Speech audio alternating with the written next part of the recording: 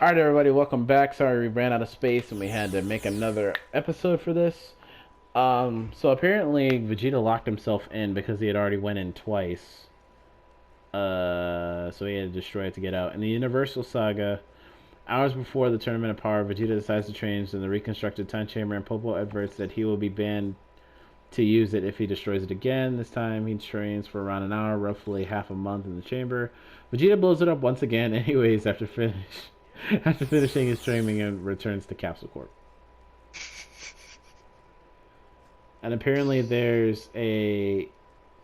used to be a limit to how long you could be in the time chamber. Are they saying that that's still an active thing? The door disappears after so long? I guess so. Apparently it says that the reception failed? What? I don't think it's gonna let us play. That's so fucking stupid. And apparently in the manga there's a Galactic Patrol prisoner saga with a chamber. Oh yeah, this is when you were talking about Mirrors. Yeah, there's it's like a pyramid. Yeah. On that planet. Yeah, I guess it's just not gonna let us play any of these. What the fuck? And then it has a list of all the people who have entered the chamber too. It's actually pretty dope. Apparently Goku's entered 3 times. Well, Goku's entered 3 times on Earth, 1 time with Mirrors. Apparently Vegeta's entered it 4 times, but 5 times in the anime.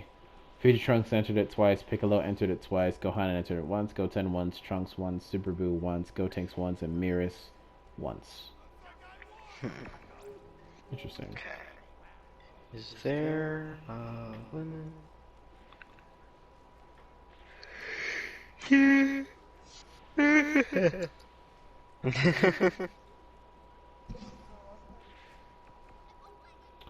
Oh, that actually makes so much more sense. I was really wondering about the. Remember when we were talking about like a limit to like how many? Yeah, that's what I was googling. So there's another limit that it talks about, and it's how many people can be in there. But apparently, that's not exactly the case. It says that it just has enough food to sustain 2 people for an entire year. So it has like enough supplies in there to sustain people. So technically more than 2 people can go in there. It's just it doesn't have enough supplies to supply more than 2 people for an entire year. Okay. And then it says 2 days. Right, so at one point 2 days used to be the maximum amount of time you could spend in there in one lifetime. It has since been upgraded after it was destroyed by Piccolo to not have a longer time. So, in Dragon Ball, in the original Dragon Ball series, there was a limit. So Goku could only be in there for a maximum of 2 years collectively. So if he went into the hyperbolic time chamber once, that counts as time. So like let's say he goes in for a year, and then he goes in a second time, he can only go in for a maximum of 1 more year, and then he's never allowed to go in there again. Because I guess Akira Toriyama wanted to set like a strength cap, you know, and then Dragon Ball Z happened, and he said fuck that. Yeah, and then Dragon Ball Super happened, and then Goku and Vegeta were in there for like 3 days. Like they're all of the original things Akira Toriyama set in place to nerf his characters, basically, he's gotten rid of over the years. It doesn't make any sense to me. Because there used to be so many limitations to the universe that made it feel a lot more grounded. Like, if you watch Dragon Ball, it's an astronomically different show from what we get in Z or Super, I mean, even the Uncanon GT or any of the movies. What happens in Dragon Ball is so local and so believable. It's just a great run, a great story, you know. And I personally really deeply enjoy rewatching Dragon Ball. It's just one of those shows that I could watch a million times and never get tired of because it's so simple. It's a simple premise. Fuck. It's a simple premise. Fuck. It's more like a slice of life anime, like an adventure style, bad guy of the week type anime, and I love that. That's Where very true. and then Dragon Ball Super Dragon Ball Z is very big scale and terrible. Terrible in the way that they limit their characters, in the sense that they don't put any limiters on them. In Dragon Ball Z at the beginning, I loved watching it because they still had limits. But it seems like with every new season, they become more untouchable, and it gets less entertaining for me in a way, which sucks, and it's kind of sad to say, because it once was my favorite series. Yeah, but then we get introduced to many more. Yeah, there's a lot. Many more animes. I mean, Dragon Ball Z the Dragon Ball series period will always be like an all-time great for me. I will always love watching Dragon Ball Z. It will always be one of my favorites, no matter what. But I don't know. I guess it's just seeing that factor in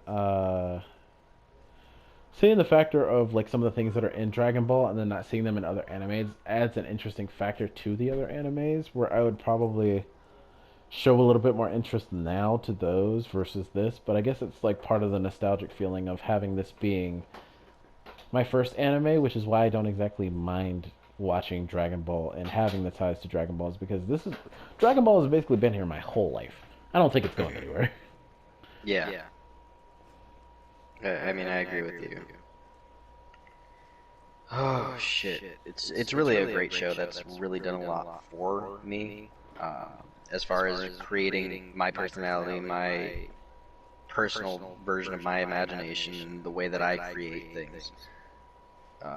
It's just super detrimental to my life, and I adore the fact that it exists. But I think to anyone who's a fan of Dragon Ball in any way, they should drop what they're doing, go to their TV and rewatch the original Dragon Ball series, start to finish. Really pay attention, really enjoy it, take everything in, because it's so underrated and good. Dragon Ball Z is great. It's a completely different series than what you get in Dragon Ball. I mean, Dragon Ball Z, Dragon Ball Super, those are compared.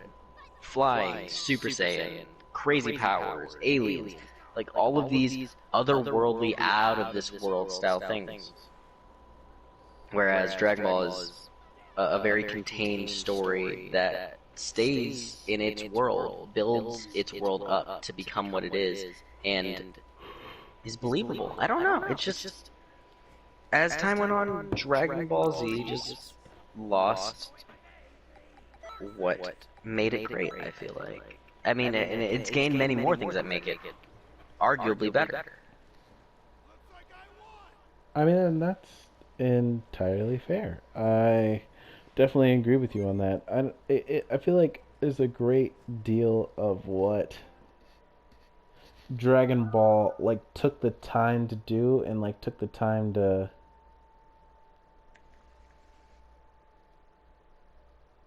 it's I don't know. I guess it's just like part of Dragon Ball and all that it has done to make itself a great anime, and it goes on to have,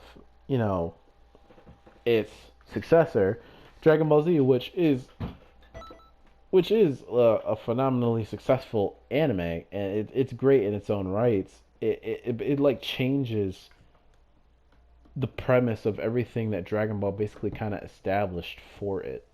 Mm-hmm. And it's hard to say whether or not that has hurt or aided Dragon Ball in any ways. I mean, the only thing that we can't debate is the effect that Dragon Ball has had on the community of anime as a whole. Because although before Dragon Ball was brought into the US, which was brought in originally as Dragon Ball Z. So Americans didn't get to see Dragon Ball at all before they saw Z. Z started just giving, and we were instantly thrown into Super Saiyans and aliens and everything. So a lot of people in America only had exposure to Z, and then Dragon Ball came later, and it was a common misconception that Dragon Ball was a prequel series that came out after Dragon Ball Z somehow. But I mean, we all know that wasn't the case. I'm one of the rare people who actually watched Dragon Ball first. I got to enjoy the series of Dragon Ball many years before I actually watched Z at completion. And I feel like because of that, I have a greater appreciation for it. That's fair. That's definitely fair. I don't know.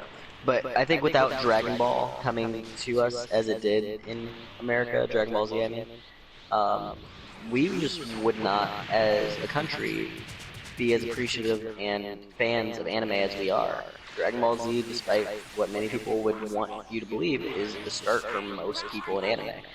It's one of the most recognizable, and up until, I want to say, Naruto, I don't think another anime was easily seen. Like, people who have never seen an ounce of anime know what fucking Dragon Ball is. Or have heard of it in some way. And the only series I can say that about is Naruto. I'll show you true gold. Yeah, that's fair. I feel like without Dragon Ball, we just really don't have anime. Or anime in America, widespread as it is. It was the start of it. And even then, like Naruto and Dragon Ball Z in Japan are big, if not bigger than, you know, what we have here. Oh, way bigger. I mean, anime in general in Japan is a huge export. I'm just saying, for the American market, I really don't believe that we would, as a society as a whole, be where we are with anime appreciation, where it's widely accepted that this is good entertainment and it's okay to like it and it's not something bad, without Dragon Ball. You know, yes, there are plenty of detrimental series to anime as a whole, like Rurouni Kenshin, fucking Cowboy Bebop, great classics that people love. Yep. But I guarantee you go up to a person on the street and say, hey, do you know an anime? Almost every one of them is going to say Dragon Ball. Yep. And then you have the genuinely undoctrinated who think they know everything but don't know enough. And who generally just know like one or two names of whatever just to fit in. Mm-hmm. Which I genuinely have like a despised feeling for, because like there are so many people at my school who think they know a lot about anime until they meet me, and then they realize I watch anime, and then I prove them wrong about a lot of stuff. Mm-hmm. I don't know. I guess it's part of anime. I guess it's part of culture nowadays that I don't think I've adjusted to just yet.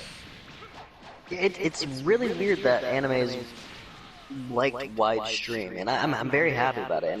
And I'm welcome. I'm very open to many more people enjoying this form of art and entertainment that I've always loved so much. But it bothers me that not as many people are accepting of new anime fans. We should nurture them. Help them. Probably the best idea. Because the more people that like anime, the more anime stuff we get in America. It's a direct correlation. True.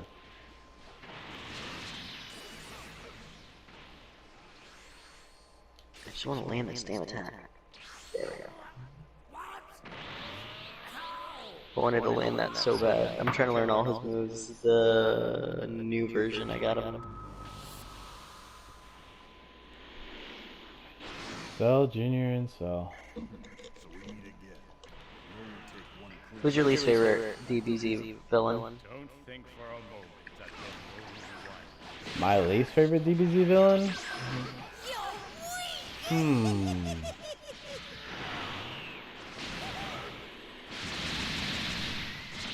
know, Majin Buu. Really? Yeah. Like all of the Buu? No. Just in general? Specifically Majin Buu. Okay. So Fat Buu. Yes. Oh. Isn't that something? Arguably one of the greatest character sacrifices was literally nothing more than a laughing stock.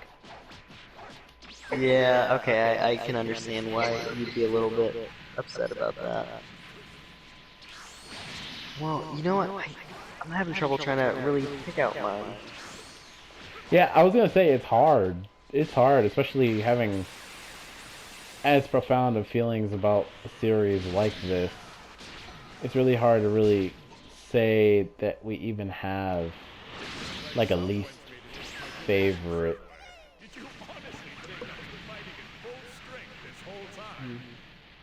I'm really trying to think hard and I can't pinpoint anyone. I'm trying to pick a big villain. Yeah, because I really love Cell. I really love the Cell saga. I really love the Frieza saga. There's so many good things and great things have happened during the Buu saga, but Majin Buu himself, I just can't connect with for some reason. Like I hear the high-pitched voice, and I'm like, cool, great. I hear, you know...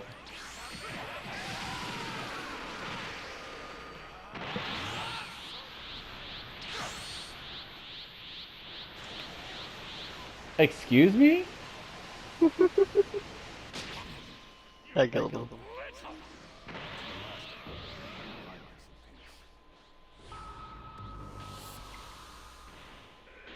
Oh, fucking fuck.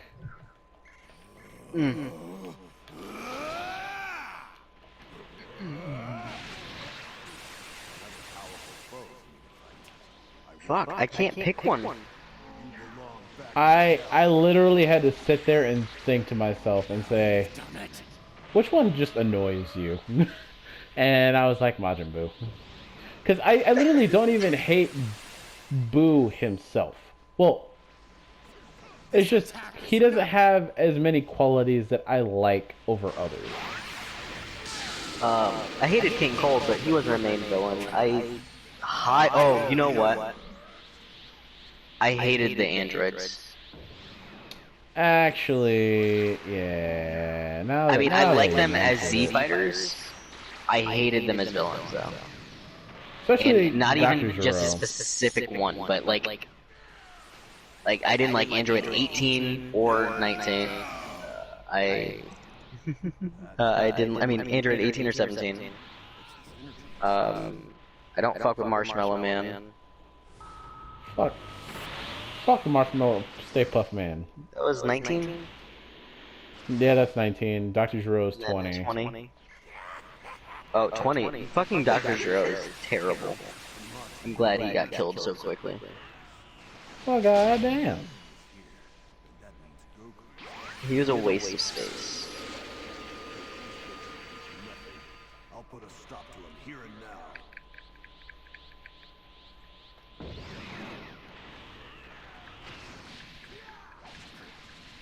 He's just as strong as he was in Grand Khan's blood. He's stronger. Oh, yeah. You're going down, Majin Buu.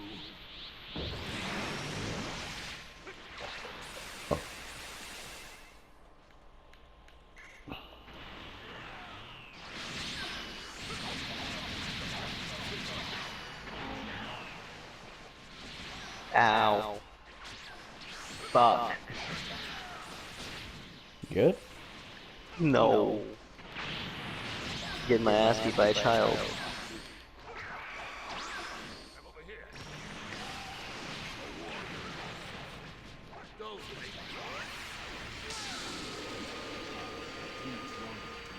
Try my best to kill Deborah.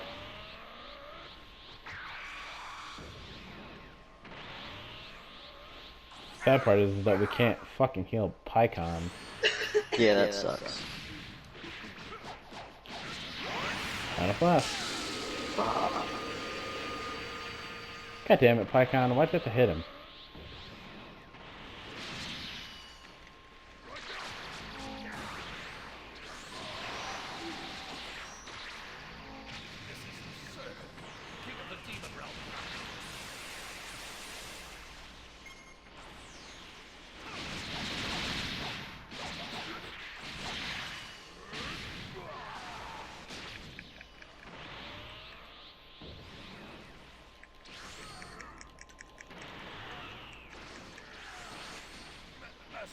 Alright. That's Deborah taken care of. Get the fuck out of here, Pycon. Get the fuck out of here. Really? Goodbye. Pycon's dead. That's great. We were able to restore peace at last. That's dead. disappointing. How are you talking? I wish we had an idea.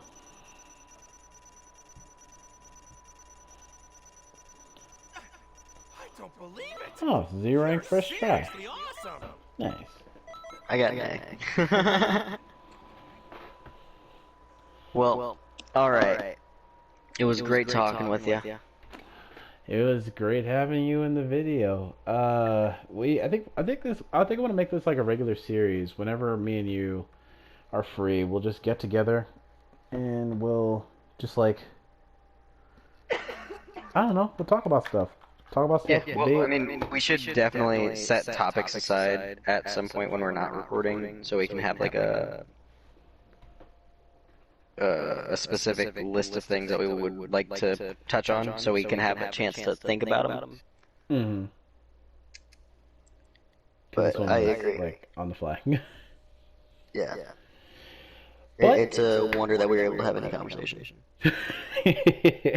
Well, this is all streaming from an earlier conversation, which was actually a really nice one. But I'm really glad that we were able to do this. So, Me too. if you guys enjoyed this video, make sure you guys like, comment, subscribe, share, hit the notification bell down below so you guys are reminded of my videos coming to you guys via the PS4. Would love to thank my brother, the Prophet, for coming out. That's my blood. I love him to death. You guys will be getting more episodes of these Hokage Roundtable debates. I think that's what we're gonna call it, the Hokage Roundtable debates. Or they'll call it the HRDs. The HRDs. But if you guys want more videos like this, and you guys have any reactions of video games or games that you guys want me to play, make sure you guys summon the ninjutsu on that like button. This time I'm thinking a nice fire style dragon flame singing jutsu. But on my shinobi and kunoichi out there, this is your West Coast Village Hokage signing off in the shinobi address. Peace out, my ally Shinobi Nation, and again, thank you to my brother for joining me on this video, and we will see you in the next one. Dark Hokage out.